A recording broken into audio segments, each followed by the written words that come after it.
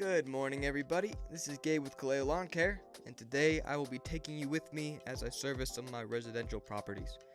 So I started the day out at my own property, taking care of some of these weeds that have been growing in the rock beds. With all this rain that we've been getting, they've kind of been taken over. So it was time to take care of those. I was also waiting for the morning dew to dry, which doesn't take very long in Colorado, but the grass was pretty wet. So once the grass dried, I got the mower out. I was able to get that nice diagonal design going. Then I got the trimmer out, did a quick trim, and I was due for an edge, so I took care of that as well. Then it was time to drive to the first property of the day. It was downtown, so it was about a 20-minute drive, but you gotta do what you gotta do when you're doing a lawn care startup. So this property is actually an Airbnb, so there are a lot of residents coming in and out, which means I gotta be really quick and quiet, which is why I use electric tools. This is a pretty big property. This is the main patch of turf. It's pretty big. It's kind of a weird kind of grass. It's not exactly turf. It's not exactly native. It's kind of a in between. So I'm going to start working on it with a bunch of different fertilizers and see if I can get that turf to grow back. They were due for an edging, so I got that taken care of. Got that looking nice. Now we're on to the second property of the day. This is a property that I picked up a few weeks ago. The weeds were in pretty rough shape, so we've been working hard to get those taken care of.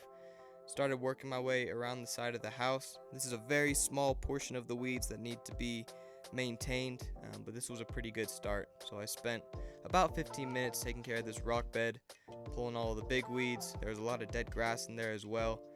And then I will spray the bed with some weed killer to hopefully prevent these weeds from coming back. If they do, that'll be a clear sign that it just needs some new landscape fabric, and we'll take care of that if needed. And now we're on to the third and final property of the day. This is a property that we picked up over Labor Day, and it's a very beautiful property, lots of good turf, but they had this giant section of native in the back that looked as though it hadn't been cut in a very long time. It was very thick, very matted down, and just a mess. So I got the string trimmer out and cut it down as low as I could.